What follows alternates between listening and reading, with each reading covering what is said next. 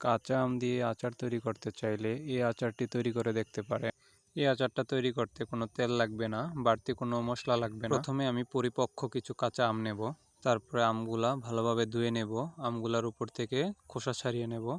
খোসা ছাড়িয়ে নেওয়ার পরে একটি নাইফ দিয়ে আমগুলা গোল গোল করে পাতলা করে কেটে নেব। দেখতেই পাচ্ছেন আমি কীরকমভাবে কেটে নিয়েছি। তারপরে আমগুলা কাটা শেষ হয়ে যাওয়ার পরে তার মধ্যে কিছু চিনি দিয়ে দেবো পরিমাণ মতো। তারপর আমি 2 চা চামচ ভিনেগার দিয়ে দেব। ভিনেগার দেওয়ার ফলে আচারটি বেশ কিছুদিন রেখে খাওয়া যাবে। তারপর আমি স্বাদ মতো লবণ দিয়ে দেব একটু। তারপর আমি আমগুলা ভালোভাবে মেখে নেব।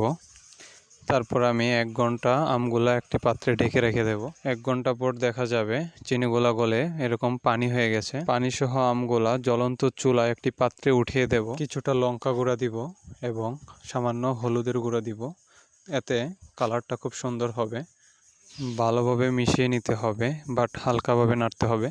প্রথমেই আমি একটি ফ্রাই প্যানে 2টো শুকনো মরিচ, কিছু জিরা, কিছু পরিমাণ পাঁচফোড়ন হালকাভাবে ভেজে গুঁড়ো করে নিয়েছি। গুঁড়ি করে নেওয়া মশলাগুলো থেকে 1 চা চামচ মশলা গুঁড়ো আমি দিয়ে দেব। তারপর ভালোভাবে মেখে নেব। মেখে নেওয়ার পর যখন দেখতে পাবো যে কালারটি খুব সুন্দর হয়ে আসছে, তখন আমি উঠিয়ে নেব, না হয় কালারটা নষ্ট হয়ে যাবে। দেখতেই পাচ্ছেন আমারটার কি সুন্দর কালার হয়েছে।